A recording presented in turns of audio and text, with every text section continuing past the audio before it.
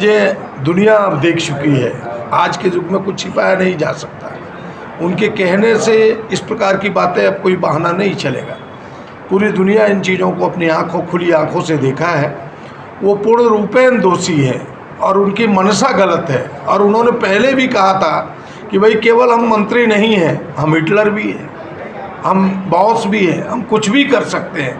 तो ये पहले उन्होंने चेतावनी दी थी। मैं उस और नहीं जाना चाहता। मैं जानना चाहता हूँ यह कि भारतीय जनता की पार्टी की मनसा ही गलत है, देश की सरकार की मनसा गलत है। वो किसानों के हित में कोई कदम उठाना नहीं चाहते।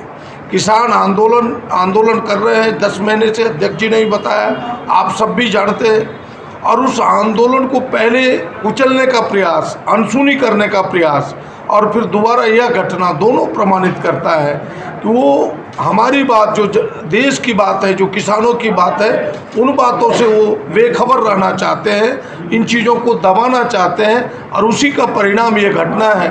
और हम सब तो किसानों के आंदोलन को समर्थन दे रहे हैं। और मैं तो प्रियंका जी को साधुवाद देता हूँ पूरे देश की तरफ से कि इस आंदोलन को उन्होंने अपने हाथ में लिया है। ये ठोस कदम है, ये देश के हित में कदम है, किसान और गरीबों के हित में कदम है। कई बार ऐसे कांग्रेस के पास केंद्र सरकार के खिलाफ या बीजेपी की सरकार के खिलाफ, देखिए इसको हम मौका नहीं कहते हैं। आंदोलन तो कड़ी बाई कड़ी होती है, कदम बाई कदम होता है। भाई देश की आज़ादी के भी कई आंदोलन हुए, कई स्टेप बाय स्टेप हुए। आंदोलन तेज हुआ, फिर गांधी जी पीछे गए। भाई हमें सफलता मिलेगी और सफलता अंततः तो इसका मूल्यांकन जनता करेगी कि कौन कैसा कर रहा है। हम तो जनता के लिए लड़ते हैं, हम किसानों के लिए लड़ते हैं। हम कांग्रेस तो एक बैनर है, हमारी पार्टी जनहित में आंदोलन करती है। उस आंदोलन को प्रियंका जी ने अपने हाथ में लिया है। इसे मौका के रूप में नहीं देखना चाहिए। हम प्रतिपक्ष में है तो जो सरकार कुचलेगी, जो जन विरोधी काम करेगी, उसका विरोध करेंगे लोकतांत्रिक तरीके से। उसी का एक हिस्सा मात्र है। घटना के दूसरे दिन ही उत्तर प्रदेश के मुख्यमंत्री योगी आदित्यनाथ ने कहा था कि जो भी इसमें कल्प्रिट है छोड़े नहीं जाएंगे। तो क्या उनके इस बात पे आप लोग यकीन नहीं आ रहा है, लग रहा है कि उनको सजा नहीं मिलने वाली है, जब मुख्यमंत्री खुद कह रहे हैं? देखिए मुख्यमंत्री के कहने, कथनी और करनी में अंतर है। वो तो घटना को बिल्कुल छुपाना चाहते हैं, लोगों को बचाना चाहते हैं। वहाँ की कई पार्टियों ने तो मांग की कि भाई सिटिंग जज से उसकी जांच कराई जाए, वो भी तो वो करने को तैयार नहीं थे। ये सारी चीज़ें केवल लीपापोती के लिए है।